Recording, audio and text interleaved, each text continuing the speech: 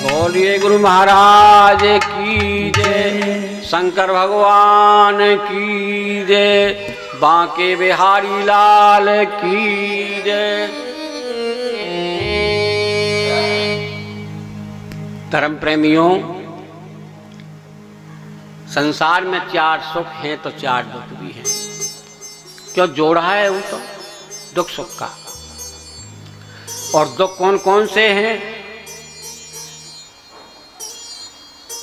श्यामगिरी संसार में दुख बुरे हैं 4, पराधीन, दरिद्रता, बीमारी, बेरोजगार। संसार में 4 प्रकार के दुख हैं। पराधीनता, दरिद्रता, बेरोजगारी, ये 4 दुख हैं। पराधीनता एक दुख है और इस पर गोस्वामी तुलसीदास जी ने मोहर लगाई है। उन्होंने कहा है कि पराधीन सपने सुख नाही, कर विचार देख मन माही। कि पराधीन को सपने में भी सुख नहीं मिलेगा। और दूसरी ओर संत रविदास ने भी कहा है कि पराधीनता पाप है, समझ लो रे मीत। रविदास पराधीन सु कौन करत है प्रीत। पराधीन से कौन प्रीत करेगा? पराधीन सा एक श्राप है। जैसे पापी से डरते हैं, जैसे पराधीन से डरते हैं। पहला पाप पराधीन, दूसरा है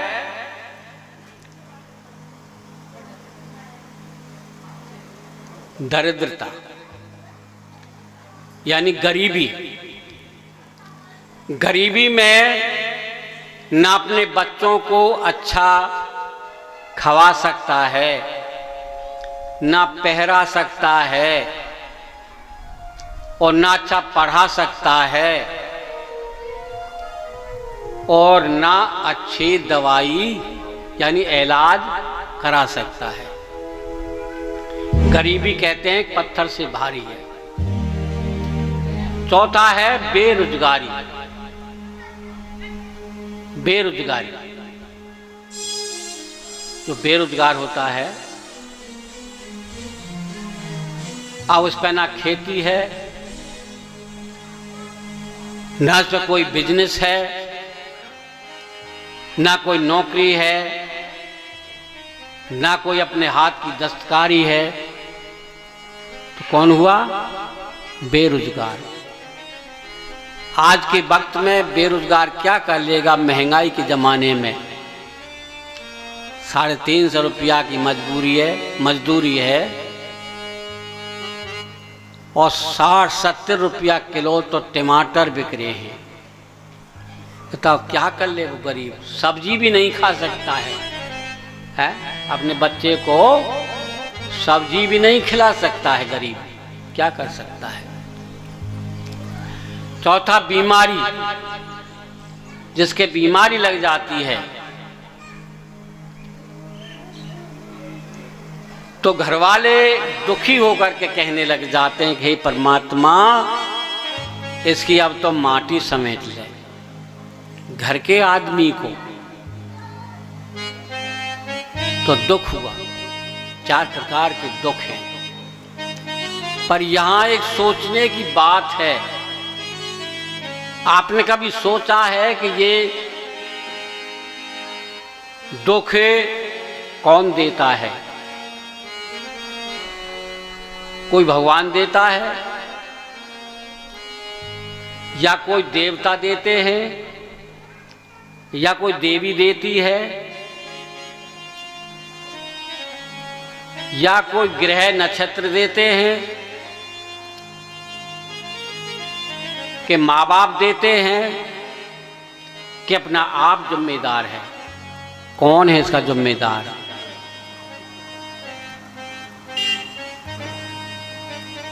मेरी समझ के अनुसार, मेरी सोच के अनुसार, ना भगवान दुख देता है, ना कोई देवी देवता दुख देता है, ना कोई ग्रह नक्षत्र देता है। खुद मनुष्य जिम्मेदार है। जैसा कर्म करता है तैसा उसे भोगना पड़ता है। कोही नाहे काहू दुख सुख कर दाता, निज कृत कर्म भोग सक भ्राता। कोई काई को दुख सुख देने वाला नहीं है। कोई किसी को दुख सुख नहीं देता। ये कर्मों के झकझोर, उर्झे सिरझे आप ही ध्वजा पवन की ओर। ऊपर ध्वजा लगी हुई है, उसे कौन इर्झाने जाता है और कौन सुरझाने जाता है? वो आप ही इर्झ जाती है और आप ही सुरझ जाती है। ऐसे ही मनुष्य के कर्म अपने आप ही सुलझाते हैं और आप ही इर्झाते हैं। बहुत से लोग कहते हैं कि हम तो परमात्मा ने गरीब बनाए। भाई परमात्मा से तेरी क्या दुश्मनी है जो तुझे गरीब बनाता है? किसी ग्रह नक्षत्र का वो है, क्या नाम है, कोई शनिचर दे। अरे शनिचर के तो इन्हें क्या बिगाड़ा भाई जो शनिचर तेरे ऊपर आवेगा? क्यों आवेगा शनिचर? क्या मतलब उसका है? कोई नहीं आता, तो खुद जिम्मेदार है। और ऐसे ऐसे फार्मूला बना रखे हैं आलसी ने। जो आलसी हैं, निकम्मे हैं, निठल्ले हैं, उन्हें ऐसे ऐसे दोहे बना रखे हैं। करे भगवान ने खुद अपने मुंह से कहा है कि लिख दूं मैं तू नहीं यही तो मेरे आन, और चाहे तो बंदे पचमर चाहे सोजा खूटी तान। जो विधना ने लिख दई छठी रात के अंग, राई घटे न तिल बढ़े रहले जीव निशंग। अरे भाई मेरे, जब परमात्मा ने लिख ही दिया है तो मनुष्य इतनी भाग दौड़ क्यों करता है? क्यों करता? फिर तो परमात्मा ही रोटी बना करके, सब्जी बना करके, हलवा बना करके हमें खिला जाएगा। मेहनत करने की हमें क्या जरूरत है? ये उन निकम्मेन के, निठल्लेन के विचार हैं। उनके सोच कतई नहीं रही है। ये सोच एकदम उनकी गलत है, एकदम गलत। भाई मेरे हो, कभी भी परमात्मा तुम्हें ना उठाने आया और ना उठाएगा। कोई सहायता नहीं करेगा, ना कोई देवी देवता तुमको उठाएगा, ना तेरी उन्नति करेगा, ना कोई ग्रह नक्षत्र करेगा। जब तानी बसरते तुम अपने पैरों पे खड़े नहीं होंगे। अब कर्म तुमको ही करना पड़ेगा। बिना कमाए नहीं उन्नति होगी, कमाना पड़ेगा। शरीर से कमाना पड़ेगा और बुद्धि से कमाना पड़ेगा। कोई नहीं बनाएगा। एक बात पूछूं, क्या भगवान तुम्हें बीड़ी पिलाने आया कर लो बीड़ी पियो, या सिगरेट पियो, या गुटखा खाओ, या भांग खाओ, या तमाकू खाओ, या दारू पियो, आया देने के लिए कि लो भाई पी लो, दारू की बोतल ले लो पी लो? आया कभी? भगवान आया? कोई देवता आयो? कोई नक्षत्र यानी सूर्य, मंगल, बृहस्पति कोई आया था तेरे पास में देने के लिए? कोई नहीं आया। आपन ने ही तो लगाए हैं ये विषय। अब जो आपन ने लगाए हैं तो आप ही तो भोगेंगे, उन्हें भोगेगा कौन है? भाई जब वो भांग हमने पी है तो भांग का नशा हमें ही तो चढ़ेगा, तुमको क्यों चढ़ेगा? चौथा दुख बाकी रहा है। चौथा दुख क्या है? वर्ण विविधता। वर्ण विविधता भी बहुत खतरनाक रोग है। उसने हमारे भारत का विनाश कर दिया। अगर वर्ण विविधता नहीं होती तो यहां मुगलों का शासन नहीं होता, और वर्ण विविधता नहीं होती तो यहां गोरे अंग्रेजों का राज नहीं होता।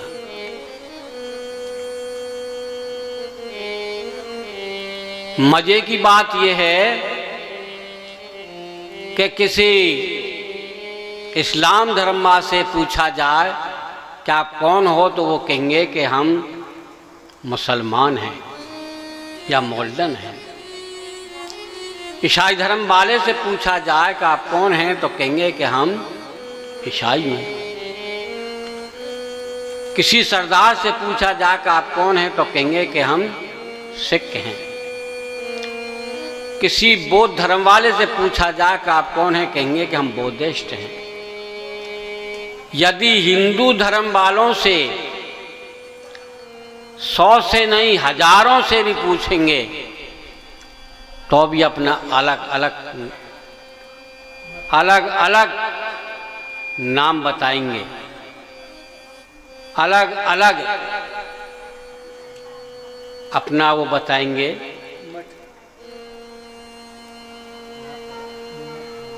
कोई कहता है कि हम ब्राह्मण हैं, कोई कहेगा हम ठाकुर हैं, कोई कहेगा हम अहीर हैं, कोई कहेगा जादव हैं, कोई कहेगा हम धाकड़ हैं, कोई कहेगा मैना हैं, कोई कहेगा गुजर हैं, कोई कहेगा कंजर हैं, कोई कहेगा जाट है, कोई कहेगा जाटव है, कोई कहेगा कुम्हार है, कोई कहेगा चमार है,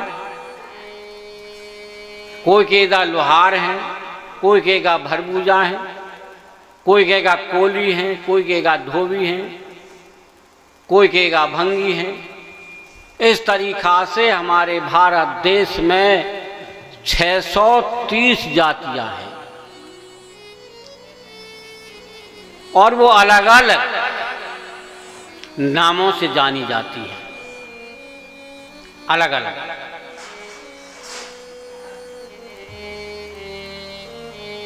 जिस धर्म में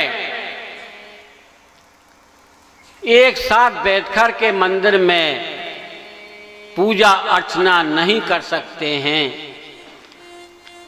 जिस धर्म में एक साथ बैठ कर के भोजन नहीं पा सकते हैं, जिस धर्म में एक कुएं से पानी नहीं पी सकते हैं, और जिस धर्म में औरतों और मरने के बाद में भी एक जगह नहीं फूंकते हैं, वो भी अलग अलग फूंके जाते हैं, जलाए जाते हैं, दाह संस्कार किया जाता है। कितनी विषमता है। धर्म के ठेकेदारों ने हर मनुष्य के अंदर इतनी गहरी नफरत की खाई खोद दी है कि जो पटने में नहीं आई आज तलक, और उसे मनुष्य पार भी नहीं कर पाता है। इतनी औड़ी चौड़ी खाई है।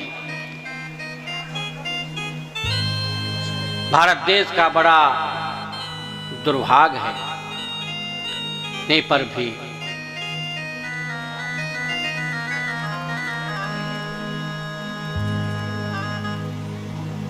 सात सौ 800 साल मुगलों को शासन रहा, उन्होंने गुलाम रहे। 150 से 200 साल अंग्रेजों का शासन रहा, उसमें गुलाम रहे। हजारों साल की गुलामी तो झेल सकते हैं, लेकिन अपने भाई को गले से गले नहीं लगा सकते हैं। ये कैसा धर्म है? इस धर्म का तो पतन होना निश्चित है। ऐसा धर्म कभी जिंदा नहीं रह सकता है, इसका पतन होना तय है, निश्चित है, अगर इसी दम पर बने रहे तो।